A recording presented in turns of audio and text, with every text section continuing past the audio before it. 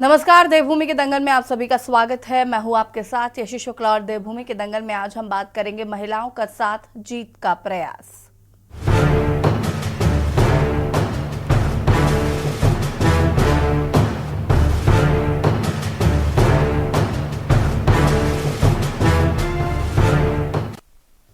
उत्तराखंड में लोकसभा चुनाव नजदीक आते ही राज्य में भाजपा कांग्रेस के राष्ट्रीय नेताओं के दौरे शुरू हो गए हैं। इसी के तहत महिला कांग्रेस के राष्ट्रीय अध्यक्ष अलका लांबा देहरादून पहुंची, जहां उन्होंने महिलाओं के उत्थान के लिए महिला कांग्रेस की ओर से किए जाने वाले कार्यों को गिनाया। साथ ही भाजपा सरकार में महिलाओं पर बढ़ते अपराधों को भी बताया। अलका लांबा ने कहा कि बीजेपी सरकार के राज में महिलाओं के प्रति अपराध बढ़ रहा है और इन अपराधों में भाजपा के नेता भी शामिल हैं, जिन्हें सत्ता का संरक्षण मिल रहा है। उन्होंने पोस्टर जारी करते हुए बताया कि कुलदीप सिंह सेंगर, सांसद ब्रजभूषण सिंह, चिन्मयानंद जैसे तमाम भाजपा नेता महिलाओं के उत्पीड़न में शामिल हैं, जिन पर कोई कार्रवाई नहीं हो रही है। उनका कहना है कि कांग्रेस बढ़ते महिला अपराधों, महंगाई जैसे तमाम मुद्दों को लेकर जनता के बीच में जाकर भाजपा की असलियत जनता के सामने बताएंगी। हालांकि भाजपा का कहना है कि कांग्रेस के ये कार्यक्रम चुनावी हैं, इससे न उनको कोई फर्क पड़ता है और न ही जनता में इसका कोई असर है। वहीं कांग्रेस की महिला राष्ट्रीय अध्यक्ष अलका लांबा के उत्तराखंड दौरे के बाद भाजपा के भी तमाम राष्ट्रीय नेताओं के उत्तराखंड दौरे प्रस्तावित है, जिसके तहत भाजपा राष्ट्रीय अध्यक्ष जेपी नड्डा 28 फरवरी को उत्तराखंड दौरे पर रहेंगे। इसके बाद राज्य में केंद्रीय मंत्री अमित शाह, राजनाथ सिंह समेत अन्य मंत्री और राष्ट्रीय नेताओं के भी दौरे प्रस्तावित है। क्या कांग्रेस की ओर से उठाए जा रहे तमाम मुद्दे भाजपा के जीत के रथ को रोकने में कामयाब होंगे? आज इसी मुद्दे पर चर्चा करेंगे। उससे पहले रिपोर्ट।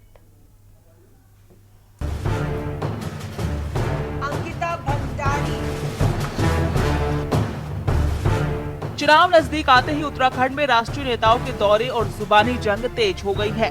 इसी कड़ी में महिला कांग्रेस की राष्ट्रीय अध्यक्ष अलका लांबा देहरादून पहुंची, जहां उन्होंने प्रेस कॉन्फ्रेंस कर भाजपा के राज में महिलाओं पर बढ़ते अपराध को लेकर केंद्र और राज्य सरकार की घेराबंदी की।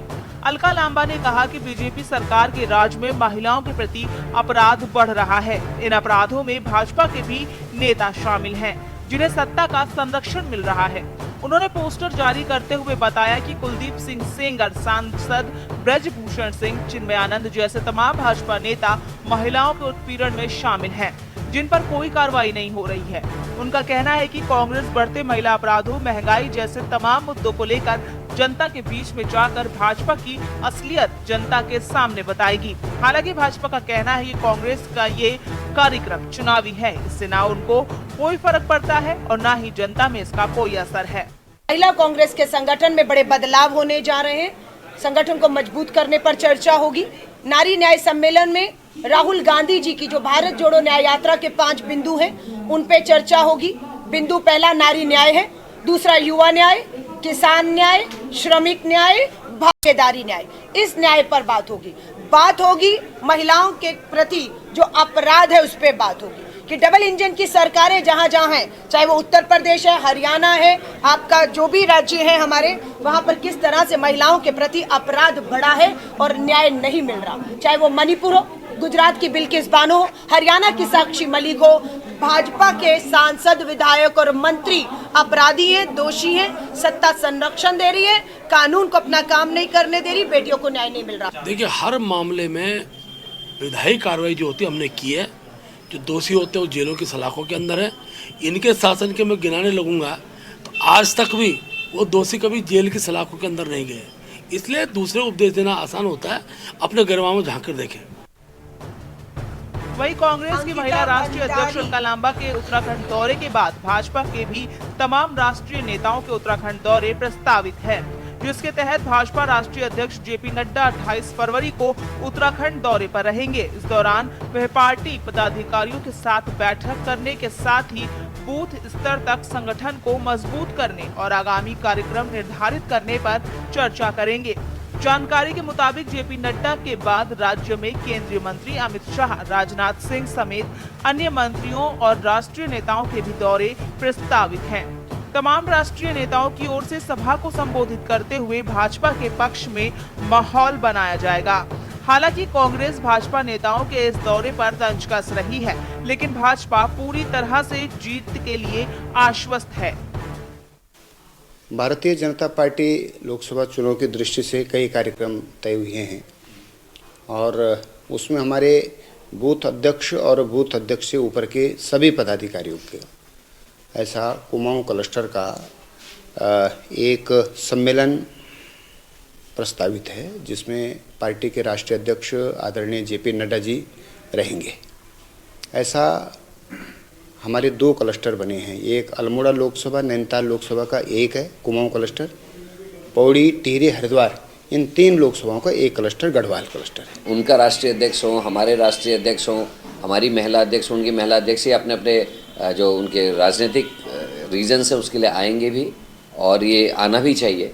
लेकिन एक फ़र्क है, हमारे यहाँ राष्ट्रीय अध्यक्ष जी जब चलते हैं तो राहुल गांधी जी जो सर्वमान्य हैं वो पीछे चलते हैं, लेकिन वहाँ देखने को मिलता है कि अडवाणी जी हाथ जोड़ रहे हैं, प्रधानमंत्री जी उनके हाथ जोड़ने का उत्तर नहीं देते हैं।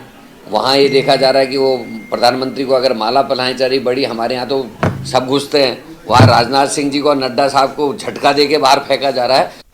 कुल मिलाकर लोकसभा चुनाव के लिए समय बेहद कम है।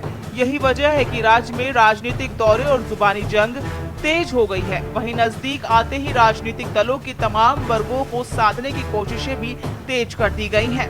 कांग्रेस जहां महिलाओं और युवाओं के साथ ही तमाम मुद्दों को लेकर जनता के बीच में जाएगी, तो वहीं भाजपा राम मंदिर, यूसीसी और विकास के दम पर 400 से ज्यादा सीटें जीतकर भाजपा हैट्रिक मारने का दावा कर रही है। वहीं अब देखना होगा कि 24 का दंगल किसको जीत का स्वाद चखाता है और किसको हार का सामना कराता है। उत्तराखंड डेस्क रिपोर्ट के न्यूज़ इंडिया। और देवभूमि के दंगल में आगे बढ़ेंगे, लेकिन उससे पहले रुकेंगे एक छोटे से ब्रेक के लिए और हाथ होते हैं। ब्रेक के बाद एक बार फिर से आप सभी का स्वागत है और देवभूमि के दंगल में हम बात कर रहे हैं लोकसभा चुनाव में अब कांग्रेस को महिलाओं का साथ मिल रहा है क्या। अलका लांबा आज उत्तराखंड पहुंची थी, जहां पर उन्होंने कहा कि बीजेपी शासित राज्यों में महिलाओं की अनदेखी हो रही है, महिलाओं पर अपराध बढ़ा है। कांग्रेस अलग अलग मुद्दों से सत्ता पक्ष को घेरने की कोशिश कर रही है। क्या ये मुद्दे कांग्रेस को जीत दिलाने में कामयाब हो पाएंगे? आज हम इसी पर चर्चा कर रहे हैं। मेहमान हमारे साथ जुड़ चुके हैं, उनसे आपका परिचय करा देते हैं। हनी पाठक जी, बीजेपी के प्रदेश प्रवक्ता, लखपत बुटोला जी, प्रदेश प्रवक्ता कांग्रेस, हमारे साथ जुड़ चुके हैं।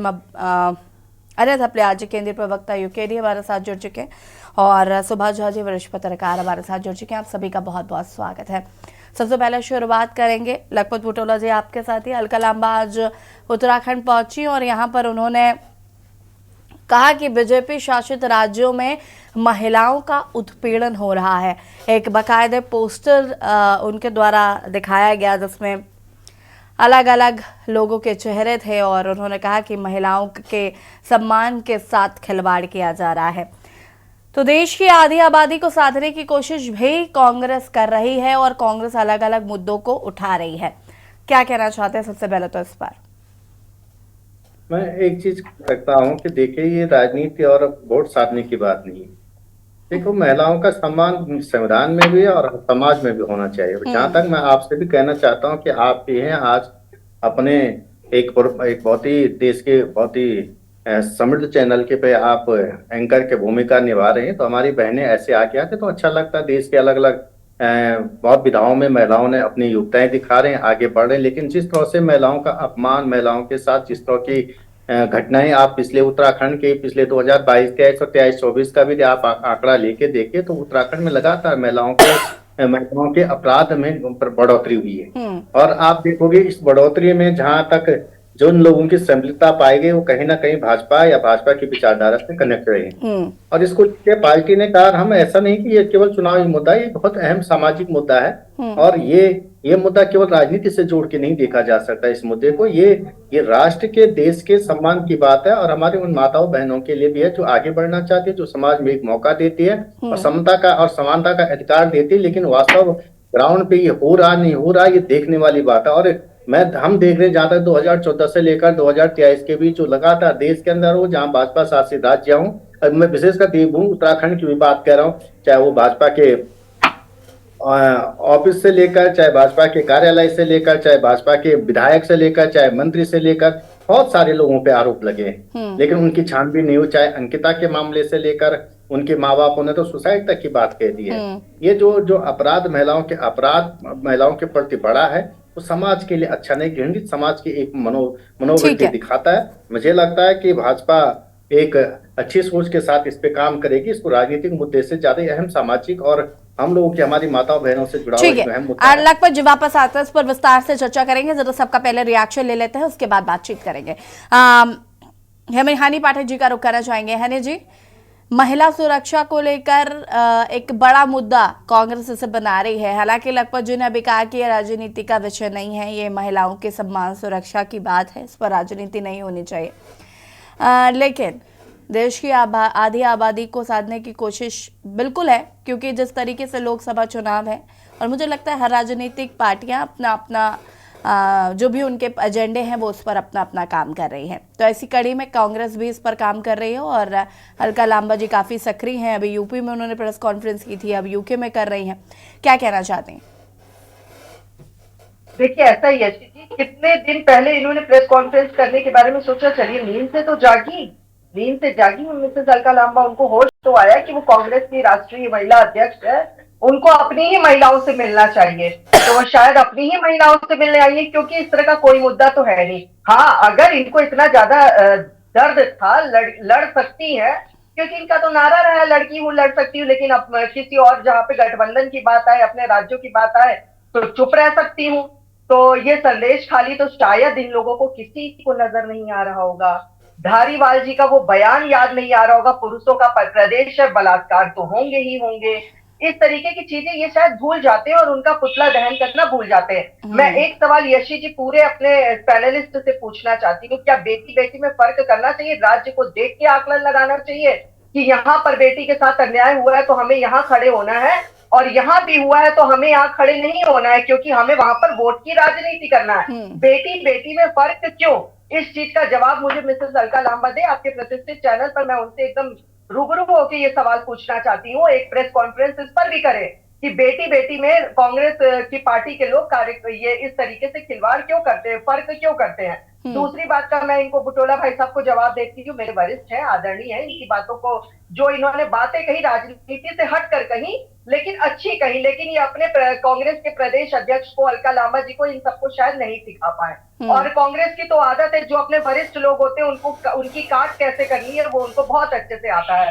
तो मैं इनको एक जवाब देना चाहती हूँ, महिलाओं को देखते हुए कोई भी फैसला लेना। जरा मुझे ये बताइए, मातृ शक्ति बंधन बिल कौन लेकर आया? यूसीसी में महिलाओं को इतना ज्यादा देने का ये एक, जिससे कहते हैं कि यूसीसी में महिलाओं को एक तोहफा दिया गया है, वो कौन दिया है? कौन सी पार्टी ने दिया है? वो भारतीय जनता पार्टी ने दिया है। बेटी बचाओ बेटी पढ़ाओ योजना किसने लागू करी? भारतीय जनता पार्टी ने लागू करी। देश में पहली बार लाल किले से अगर कोई भाषण महिलाओं को लेकर दिया गया था तो वो हमारे यशस्वी प्रधानमंत्री श्री नरेंद्र मोदी जी ने दिया था, शौचालय का निर्माण को लेकर। इसलिए दिया था क्योंकि उसको इज्जत घर के रूप में देखा जाना चाहिए। तो ये महिलाओं के हित में, पुरुष के हित में नहीं है इज्जत घर। अगर शौचालय को शौचालय की दृष्टि से सिर्फ देखा जाए तो वाकई में वो शौचालय है, लेकिन अगर उसको इज्जत घर की दृष्टि से देखा जाए तो महिलाओं के लिए एक इज्जत का घर है। तो ये सारी चीजें इनको समझना चाहिए। सिलेंडर मुफ्त देने की बात हो, धुएं से मुक्ति की बात हो, महिलाओं को हर चीज में आगे रखने की बात हो, कोई भी अगर कोई व्यक्ति करता है तो वो हमारी भारतीय जनता पार्टी करती है। ठीक है, इस पर हम आगे विस्तार से बातचीत करेंगे। रुक जाइएगा लखपत जी प्लीज। अनिल थापले आज हमारे साथ जुड़े हुए। अनिल जी, क्या कुछ कहना चाहते हैं? देश की आधी आबादी को लुभाने का प्रयास शुरू हो गया है, क्योंकि महिलाएं आजकल मुझे लग रहा है कि देश की लगभग राजनीति तय कर रही हैं कि सत्ता पर कौन विराजेगा और कौन नहीं। और इस वक्त महिलाएं मुझे लगता है कि काफ़ी ज़्यादा अपने खुले विचारों के साथ या हर एक एजेंडे के साथ वो भी वोट कर रही हैं। क्या कहना चाहते हैं इस पर? तो स्वाभाविक है कि लोकतंत्र का पर्व है और लोकतंत्र के पर्व में बड़े राष्ट्रीय नेताओं का अब रहा सवाल, जहां तक उत्तराखंड की बात रही तो दोनों राष्ट्रीय दल अपने अपनी बात को रख रहे हैं, चाहे उसमें अलका लांबा जी राष्ट्रीय अध्यक्ष हों, चाहे उनके राहुल गांधी जी हों, चाहे कोई भी बड़ा नेता आए, एक दिन आने से कोई फर्क नहीं पड़ता है, क्योंकि क्षेत्र में वर्तमान सरकार का जो कार्यकाल रहा है वो भी नकारा नहीं जा सकता है। पूर्व में जो इन्होंने कार्य किए होंगे उनको गिनाया नहीं जा सकता है। निश्चित तौर पे है कि अगर क्षेत्रीय दल के प्रतिनिधि के तौर पर अगर मैं देखूं तो मेरे ख्याल से 23 वर्ष पूर्ण हो चुके हैं हमारे राज्य का गठन हुए और राज्य को संचालित हुए लेकिन अभी तक जो मूलभूत सुविधाएं थी, जो मेन ज्वलनशील मुद्दे थे, जिनके लिए उत्तराखंड राज्य का आंदोलन, समृद्ध राज्य का आंदोलन किया गया था, वो अभी तक भी जस के तस हैं। हालांकि उन पे कार्य हुआ है, ये नहीं कह सकते हैं कि जीरो टॉलरेंस की सरकार और भ्रष्टाचार मुक्त सरकार ने कुछ नहीं किया है। जैसे मैंने अभी कहा है कि दोनों सरकारों ने किया है, लेकिन जो लक्ष्य तय किए गए थे गठन के समय राज्य के, और जो मूलभूत सुविधाएं हैं वो अभी भी जस की तस हैं। जैसे कि ज्वलन मुद्दों की मैं बात करूं तो उत्तराखंड क्रांति दल का एक स्लोगन भी रहा, जल जंगल पानी, और ये भू कानून, मूल निवास 1950 और अपना गैरसैंण अस्थायी राजधानी, ये हमारे एजेंडे हैं। और इन एजेंडों पे मैं तो समझता हूं कि राष्ट्रीय चुनाव जरूर हैं, लोकसभा के चुनाव हैं, पर क्षेत्रीय मुद्दों पर क्षेत्रीय उस पर बहस होनी चाहिए। क्षेत्रीय मुद्दों पे कितना कार्य हुआ है, सांसद भी, जैसे मैंने प्रत्येक डिबेट में कहा, सांसद भी यहीं से चुने जाएंगे, सांसद प्रतिनिधि भी क्षेत्रीय होंगे और मतदाता भी क्षेत्रीय होंगे। तो जरूर वो जनता अब नहीं रही जो पूर्व 18 साल पहले थी, जो चाहे दो एक हाथ में एक ने दी सत्ता, दूसरे के हाथ में दूसरे दी, ये प्रचलन हो गया था उत्तराखंड में। अब मुझे लगता है कुछ ना कुछ समीक्षा होगी और क्षेत्रीय लोग समीक्षा करेंगे। अब रहा ज्वलनशील मुद्दों की बात, तो ज्वलनशील मुद्दे एक दिन में उनका हल नहीं होता है, चाहे राष्ट्रीय दौरे हो, चाहे राष्ट्रीय राजनेता के दौरे हो, चाहे वो किसी के भी दौरे हो, उससे कोई प्रभाव उत्तराखंड में पड़ने वाला नहीं। मैं नहीं समझता कि अन्य प्रदेशों में पड़ेगा तो वो अलग बात है, पर उत्तराखंड की जनता इतनी पीड़ित है। जैसे ज्वलनशील मुद्दे थे, आपदा हमारे सामने है, पलायन पे अभी तक कोई ठोस नीति तैयार नहीं हुई, पर्यटन जो हमारा तीर्थ स्थल है उत्तराखंड, 5 धाम यहाँ है, उस पर कोई ठोस नीति तैयार नहीं हुई है, किसी भी सरकार के द्वारा हो, चाहे वो पूर्व सरकार रही हो, वर्तमान सरकार रही हो। ये जरूर है, माननीय प्रधानमंत्री जी ने 4 धामों में से 2 धामों को खूब अच्छी तरह चमकाया है, क्योंकि वहां से उनको रिद्धि सिद्धि, और उनको पता भी है कि अब इसके बाद तो पहले भी वही थे और अब भी मेरे ख्याल जब शायद अब उनका कार्यकाल निश्चित तौर है। हमारी तो अग्रिम वापस आएंगे अनंत प्यार जी, वापस आते हैं आपके पास। सुभाष झा जी हमारे साथ जुड़े हुए वरिष्ठ पत्रकार हैं। सुभाष जी, कैसे देख रहे हैं देश की आधी आबादी को साधने की कोशिश, चाहे कोई भी राजनीतिक दल हो, सभी करना चाहते हैं, क्योंकि अब मुझे लगता है कि महिलाओं का वोट एक्चुअल बहुत ज्यादा इंपॉर्टेंट सिर्फ इसलिए भी हो गया क्योंकि अब महिलाएं बढ़ चढ़कर इस लोकतंत्र के महापर्व में अपनी भागीदारी निभा रही हैं।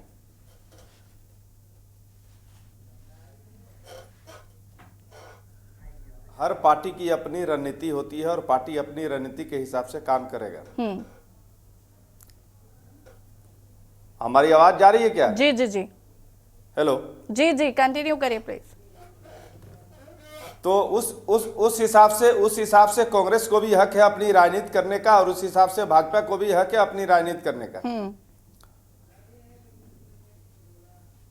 लेकिन मूल मसला यहां यह है कि उस पूरे राजनीति के सीन में मुझे जो दिख रहा है वो ये दिख रहा है कि दोनों तरफ से महिलाओं के खिलाफ ही ऐसे महिलाओं को खड़ा कर दिया गया है जो महिलाओं की समस्या को लेकर पार्टी की एडवोकेसी ज्यादा करती है, महिलाओं की समस्याओं की एडवोकेसी कम करती हैं। और ये दोनों तरफ है। अभी हमारी बहन हनी पाठक जी ने कहा कि महिलाओं की समस्या क्या 2-4 राज्यों में है या सारे राज्यों को एक सीन में देखा जाना चाहिए, सभी पैनलिस्ट इस पे बताएं। मेरी बहन, पूरे देश में महिला कहीं की हो, अगर उस महिला के खिलाफ अगर कोई अत्याचार हो रहा है तो वो आलोचना के पात्र है, उसकी भर्त्सना होनी चाहिए, उसकी निंदा होनी चाहिए, उसके दोषियों को कड़ी से कड़ी सजा मिलनी चाहिए।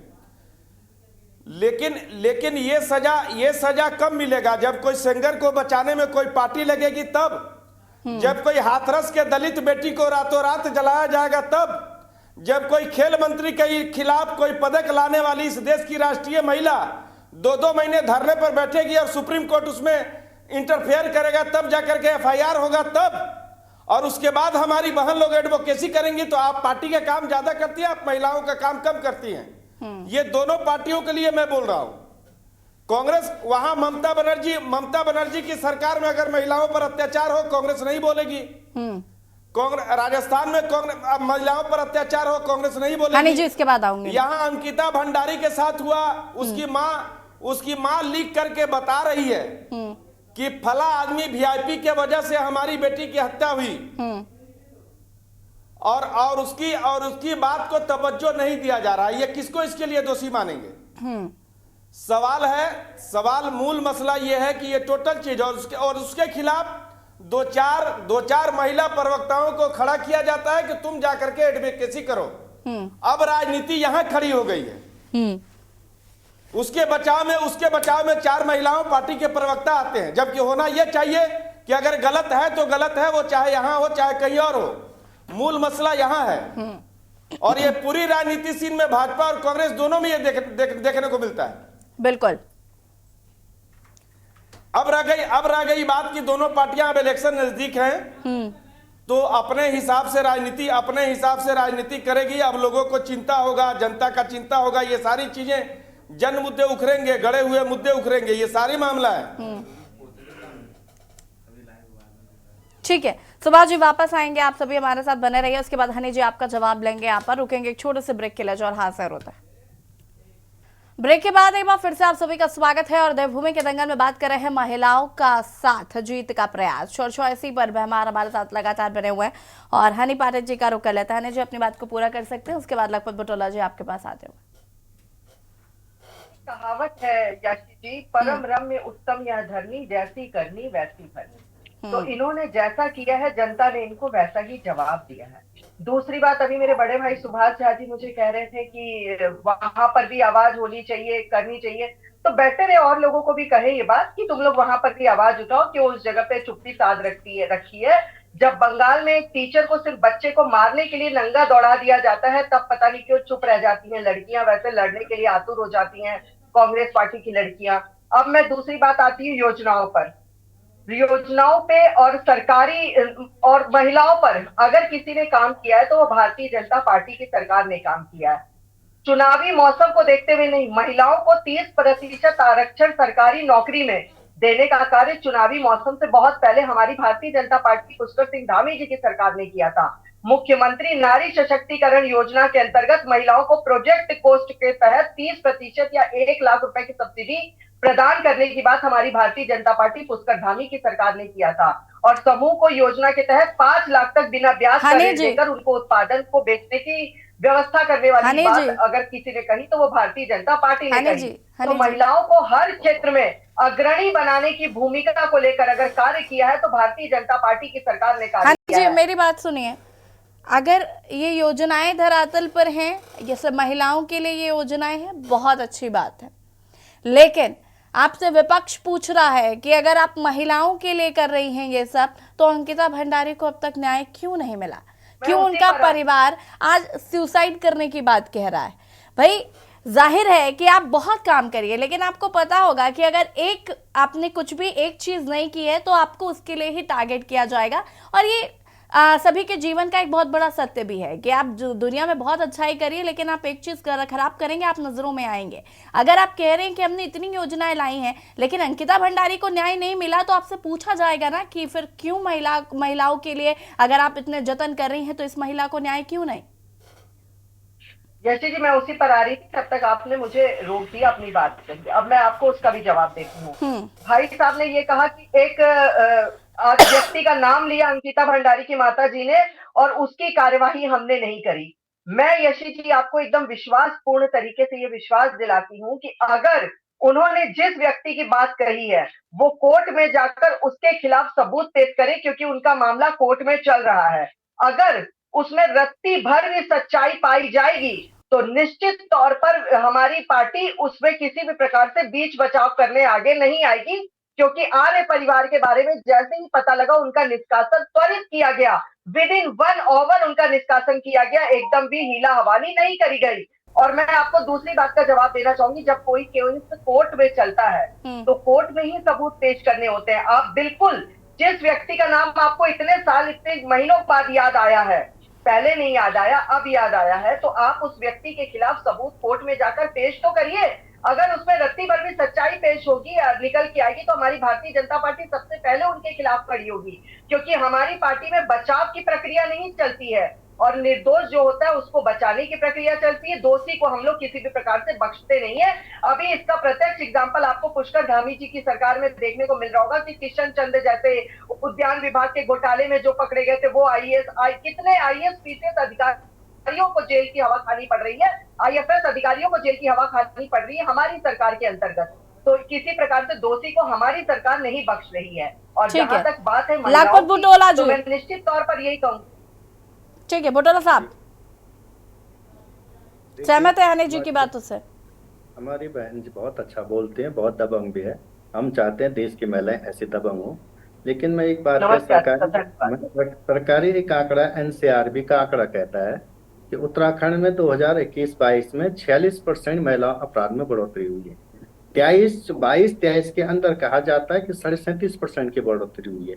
उत्तराखंड की बात कह रहा हूँ मैं। दूसरी बात, अंकिता के मामले में मेरी बहन ने कहा कि विपक्ष को सबूत देना चाहिए। तो जो ये सरकारी एजेंसियां हैं, ये एजेंसियां घर बिठा दीजिए, भाजपा की आवाभगत में लगा दीजिए। क्यों सीबीआई जांच नहीं कराई जा रही? ये जो एजेंसियां सरकारी, काम उनका है कि वो जिस अपराधी ने अपराध किया है उसके विरुद्ध सबूत लाए। वहां पे जो जलाया गया वो फार्म हाउस क्यों जलाया गया, क्यों वो वीआईपी को बचाया जा रहा, जो प्रश्न है उनकी जांच क्यों नहीं किया कराई जा रही? ये तो सरकारी एजेंसियां करेंगे ना, विपक्ष लखपत बुटोला जाके नहीं करेगा वहां, ना सरकार मुझे इजाजत है कि वहां पे जांच करने की। ये तो थोड़ा सोच समझ के बात है। बुटोला जी इंटरप्ट कर रहे हैं, एक मिनट में इंटरप्ट कर। कोर्ट की बात करी मैंने, विपक्ष की बात नहीं करी मैंने, कोर्ट की बात करी। बात सुन लीजिए, कोर्ट में जो सबूत जाएंगे वो कौन ले? सरकारी एजेंसियां ले जाएंगी, जिनको आपने जांच, चाहे एसआईटी ले जाए, चाहे सीबीआई ले जाए, चाहे पुलिस लेके जाए, चाहे रेवेन्यू लेके जाएगा, रेवेन्यू पुलिस लेके जाएगी, वो करेंगे जांच। लखपत बुटोला की जांच क्या माने? और वो क्या वहां पे जांच करने देंगे हमको? मैं एक चीज कह रहा हूँ। दूसरी बात, आपको ये समझना पड़ेगा, मैं एक चीज, महिला कोई भी हो, आपने देखा देश में जिन्होंने इस देश में पूरी दुनिया में सम्मान जिन महिलाओं ने बढ़ाया है, उनको क्या परिस्थितियां बनानी पड़ी? आप जानते हैं कि हरियाणा के अंदर किस तरह की परिस्थितियां बनी, उत्तराखंड की, मैं देवभूमि की बात करें। फिर अगर आप इन सब बातों का जिक्र करते हैं तो यही बात तो आपसे अभी हनी जी ने कही थी कि बेटी बेटी में फर्क क्यों? फिर आप पश्चिम बंगाल की महिलाओं के ऊपर हो रहे अत्याचार का जिक्र क्यों नहीं करते? इससे पहले राजस्थान में जब आपकी सरकार थी उस वक्त भी न जाने कितना महिलाओं के साथ बहुत सारे केसेस ऐसे थे जो उस समय संज्ञान में आए थे, लेकिन उस वक्त भी राजस्थान को लेकर आप चुप थे। तो भाई आपके कांग्रेस, एक सेकेंड, कांग्रेस शासित राज्यों में महिलाओं के साथ अगर अन्याय होता है तो कोई बात नहीं, लेकिन बीजेपी शासित राज्यों के में अगर महिलाओं के साथ होता है तो आपके पास बहुत महिलाओं का अपमान हो रहा है, महिला सुरक्षा में कमी है, फलाना ढिमाका और बड़ी सारी चीजें। तो समानता क्यों नहीं? अगर आपकी कांग्रेस शासित राज्य में भी यही हो रहा है तो आपको आवाज उठानी पड़ेगी। आप मुझे कहने देंगे तो ठीक रहेगा। मैंने आपकी बातों को सुना, जैसे हमारी बहन और लोगों ने बोला। मैं ये कह रहा हूँ, कोई सरकार हो, कांग्रेस की हो, बीजेपी की हो, चाहे किसी भी की सरकार, कोई भी कहीं भी अन्याय होता, महिलाओं के साथ हो, बच्चों के साथ हो, किसी के साथ हो, बर्दाश्त नहीं किया जा सकता। आपने जहां तक राजस्थान की बात कही, कई बार होता है, अपराध हो जाता है, लेकिन उस पर सरकारें कितनी तेजी से उस पर कार्य करती है, कितनी तेजी से अपराधियों को पकड़ती है, कितनी जल्दी उनको जेल की सजा देती है, ये बहुत महत्वपूर्ण होता है। सरकार कितनी एक्टिव है, उसकी मनोवृत्ति क्या है और किस व्यक्ति से। यहाँ तो स्थितियां अलग है, आपको समझना पड़ेगा आशीष जी की यहाँ तो भाजपा के लोग ही संलिप्त होते हैं। अब एक विधायक थे भाजपा के, 5 साल तक एक महिला अपने 2 साल के बच्चे को घुमाती रही कि इसका डीएनए करा दो, डीएनए करा दो। वो 5 साल विधायक रहे, लेकिन उसकी रिपोर्ट तक दर्ज नहीं हुई है और 5 साल विधायक रहा।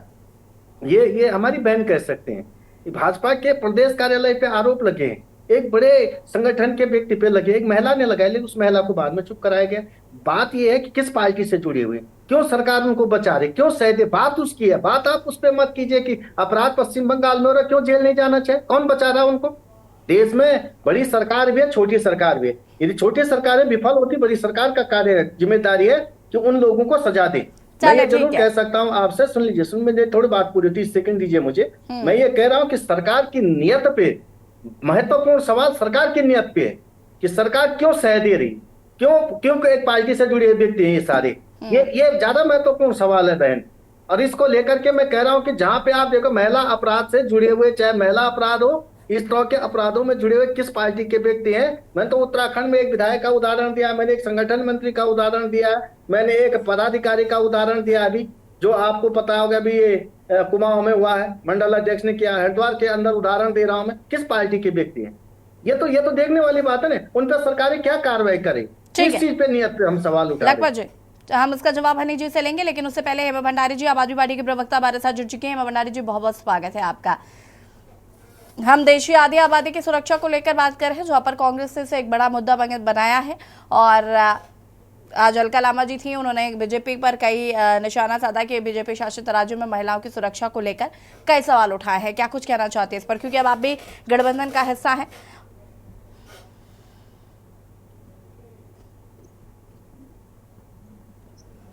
हेमा भंडारी जी। जी यशी जी, सबसे पहले तो मैं माफी चाहूंगी आज भाई, सबसे पहले मैं माफी चाहूंगी कि आज मैं लेट हो गई। और अभी जो मुद्दा उठाया है कि महिलाओं का, तो आज आप देखिए कि आज महिला सुरक्षित नहीं है।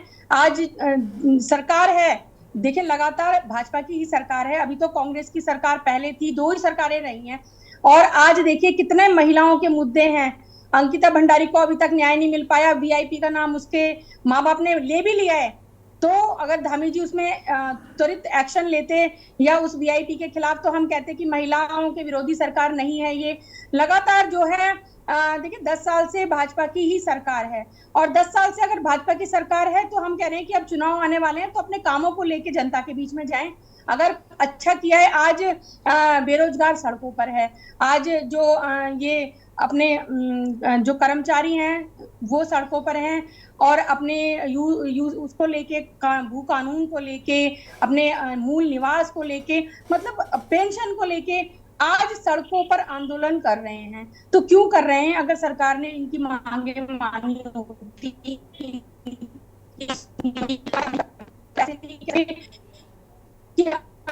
आंदोलन करने वाले हेमा भंडारी जी, आपकी आवाज के ही लोग हैं, मतलब आंदोलन करने वाले तो भाई नहीं हुई है, इसीलिए भाई उनकी सरकार नहीं सुन रही है, इसलिए वो सड़कों पर आंदोलन कर रहे हैं। और लगातार इसी तरह के मुद्दे आज जो हैं, तो ऐसा नहीं है कि भाजपा अब आके जो है ये कहें कि हम धर्म के मुद्दे को वो कर देंगे। देखिए धामी जी ने एक्शन लिया, जो काशीपुर में हुआ, बहुत त्वरित एक्शन लिया, एक्शन मोड में सरकार आई। लेकिन जहां महिलाओं की बात आती है तो वहां पर एक्शन मोड में क्यों नहीं आती सरकार? जहां पर बेरोजगारों की बात आती है तो वहां पर एक्शन मोड में क्यों नहीं आती सरकार? जहां पर रुकी हुई पेंशन को लेके आवाज आती है तो वहां पर क्यों नहीं आती? क्यों एक्शन मोड में सरकार हर मुद्दे पर क्यों नहीं रहती है? उत्तराखंड की जनता को क्यों सड़कों पर उतरना पड़ रहा है अपनी मांगों को लेकर, अपनी पेंशन को लेकर, पेंशन बहाली को लेकर?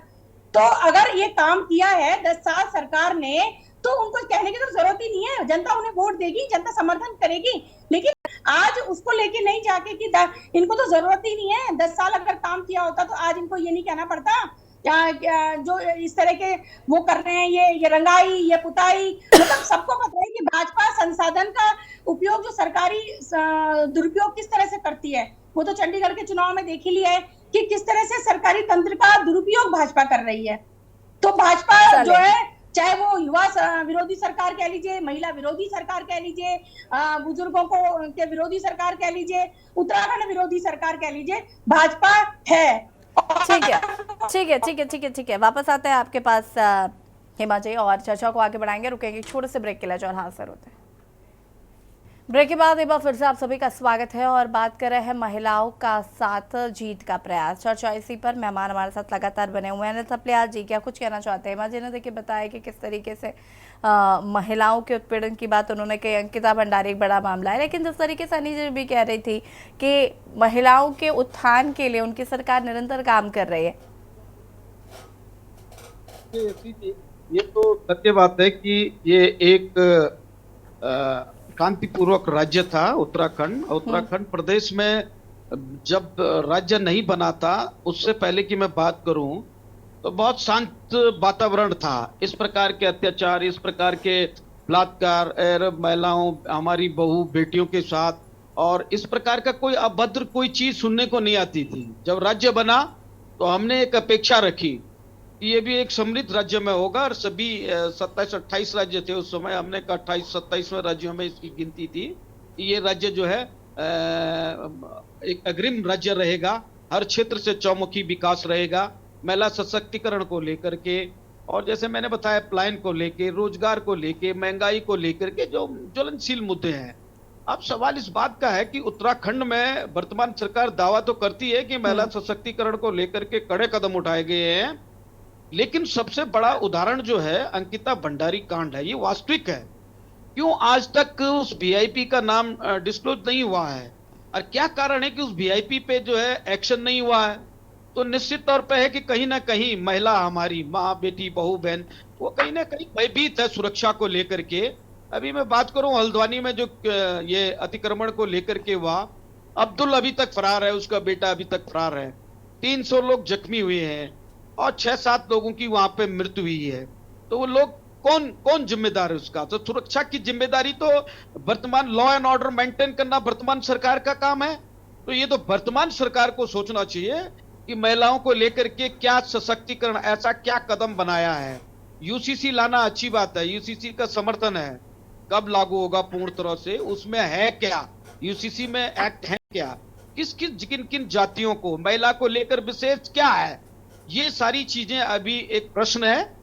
और मुझे लगता है कि ये स्टंट है लोकसभा 2024 का, कि जितने भी कानून बनाए गए हैं, एक तो सबसे दुर्भाग्य उत्तराखंड का ये है कि उत्तराखंड की वर्तमान सरकार किसी भी कानून को लाने से पहले समिति बनाती है, फिर 10 दिन के बाद उस समिति को भंग कर देती है, फिर दूसरी समिति का गठन होता है, तो निर्णय नहीं हो पाता है कि क्या होगा, कैसे होगा। तो प्रदेश के विकास में कहीं ना कहीं जो इन्होंने जनता से वादा किया था, जब ये पुनः प्रचंड बहुमत लेके सरकार आई थी, और अब हमारे यशस्वी प्रधानमंत्री जी, कर्मठ सुचारू प्रधानमंत्री जी तीसरी बार शपथ लेने जाएंगे, ये निश्चित तौर पे है।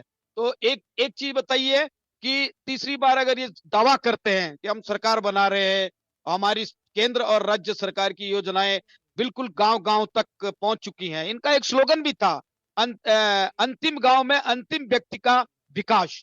तो वो एक क्षेत्रीय दल होने के नाते उत्तराखंड क्रांति दल को कहीं दिखा नहीं, क्योंकि हमारी क्षेत्रीय मुद्दों पे बहुत पैनी नजर रहती है, और दोनों दलों पे कौन क्या कर रहा है, चाहे विपक्ष का हो चाहे पक्ष का हो, तो हम एक उसमें किंग मेकर की भूमिका निभाते हैं।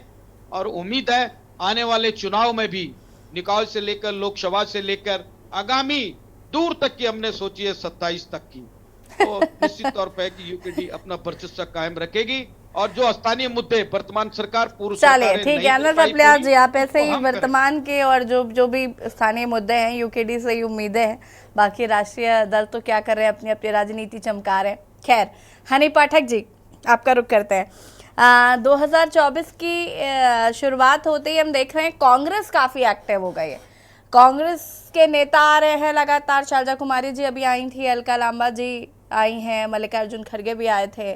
तो कांग्रेस में कहीं ना कहीं एक ताबड़तोड़ दौरे शुरू हो गए हैं, और मुझे लगता है इस बार कांग्रेस ने बड़ा सीरियसली लिया है उत्तराखंड के चुनाव को, लोकसभा चुनाव को बहुत ज़्यादा। और जिस तरीके से लगातार उनके दौरे हो रहे हैं, मुद्दों को उठाने की कोशिश कर रही है, तो कांग्रेस अपने आप को मजबूत करने की कोशिश कर रही है। बीजेपी में भी कई नेताओं के प्रस्तावित दौरे हैं, इस पर क्या कहेंगे? देखिए यशी जी, मैं माफी चाहूंगी, आपकी बात का जवाब मैं देती हूँ। अभी पहले मैं अपने विपक्ष की बातों का जवाब देती हूँ। बुटोला जी ने अभी कहा कि बुटोला जी चले गए हेमा जी के आते ही, उपलब्ध कराना, और नहीं कोई बात नहीं, गठबंधन की पूरी वो परंपरा निभा रहे हैं। इसमें क्या आप इन्होंने बोलकर गए कि अगर कोई सबूत इकट्ठे करके पेश करना सरकार का काम है। सरकार को उनके खिलाफ कोई भी सबूत नहीं मिला। जो अशोक झा जी ने, सॉरी वरिष्ठ पत्रकार जो झा जी है, सुभाष झा जी, इन्होंने जिसका नाम लिया फला व्यक्ति का, तो मैं ये बात बताना चाहूंगी कि उस व्यक्ति के नाम की बात हम लोगों के उसमें तो आई नहीं। चलो ठीक है, हमारी सरकार है, हम नहीं बोलेंगे। तो मुझे इस बात का जवाब दीजिए, अंकिता भंडारी जी की माता जी ने अगर उस व्यक्ति का नाम लिया है, उनके खिलाफ निश्चित तौर पर कोई सबूत होगा। तो वकील उनके पास है, वकील उन्होंने ही चेंज कराने की बात करी थी, और तुरंत ही मुख्यमंत्री श्री पुष्कर सिंह धामी जी ने वकील चेंज भी करवा दिया था। तो उसके साथ उन्होंने कुछ किसी का नाम नहीं। यशी जी, आपने कहीं मुझे चोरी करती या कुछ पकड़ा होगा, तब आप अपने वकील को वो सबूत देंगी ना।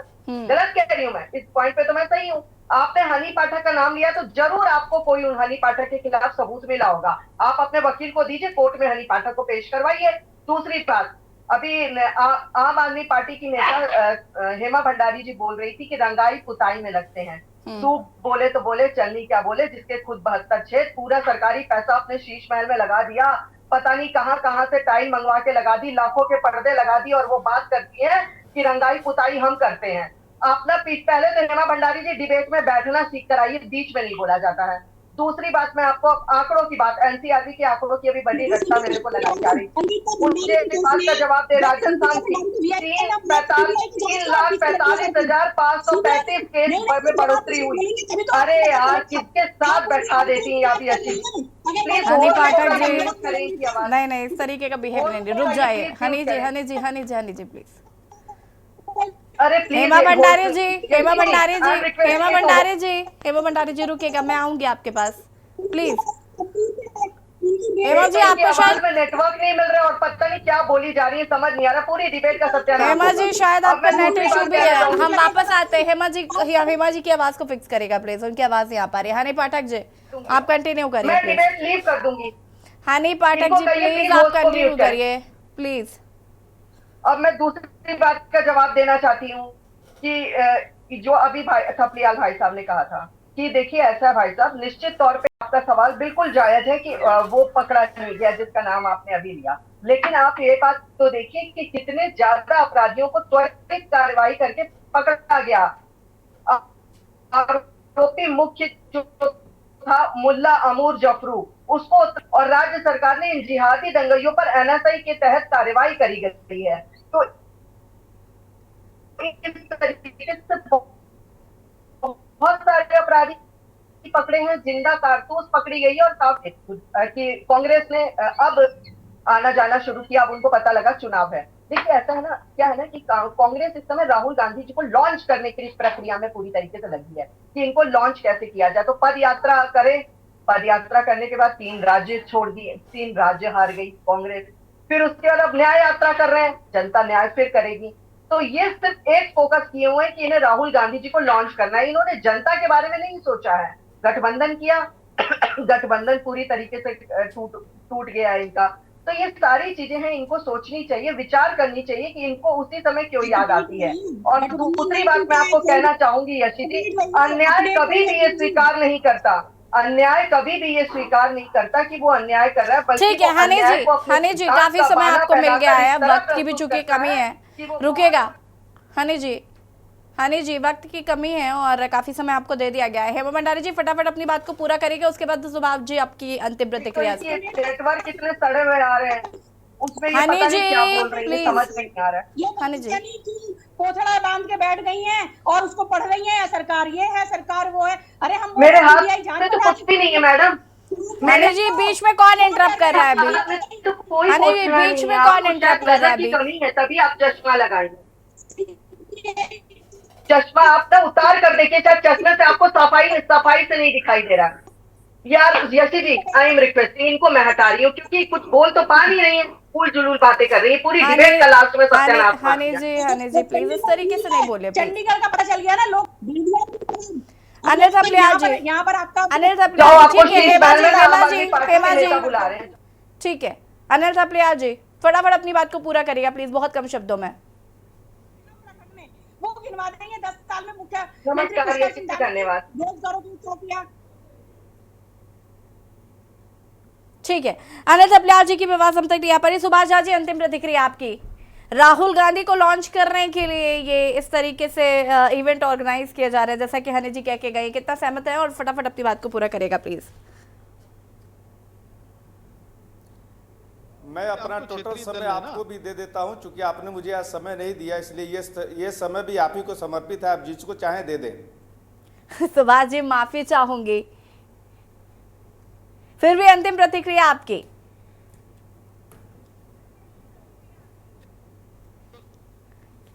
आपसी लड़ाई में प्रदेश का बेड़ा गर्क न करें, प्रदेश में सकारात्मक राजनीति रखें और मुद्दों पे बात करें। चलिए ठीक है, आप सभी का बहुत बहुत शुक्रिया चर्चा में शामिल होने के लिए। और देवभूमि के दंगल में बात कर रहे थे 2024 की लड़ाई को लेकर, जहां महिलाओं को साधने की कोशिश की जा रही है, जहां पर महिलाओं को लेकर कांग्रेस जो है वो लगातार दौरे कर रही है, मुद्दे उठा रही है। ऐसे में क्या महिलाएं कांग्रेस का साथ देंगी, ये तो फिलहाल देखना होगा। लेकिन इसी बीच आपको बड़ी खबर बता देते हैं लखनऊ से। यूपी में 6 डीएसपी के ट्रांसफर।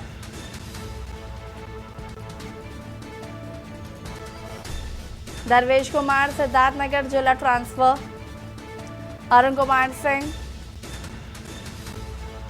बरेली जिला ट्रांसफर, विजय आनंद सहारनपुर जिला ट्रांसफर, विजय आनंद सहारनपुर जिला ट्रांसफर, हर्ष पांडे सोनभद्र जिला ट्रांसफर,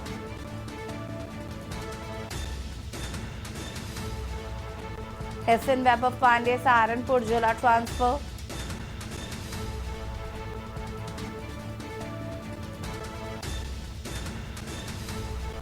लखनऊ से खबर, यूपी में 6 डीएसपी की हुए ट्रांसफर, दरवेश कुमार जी का सिद्धार्थनगर जिला ट्रांसफर हुआ है।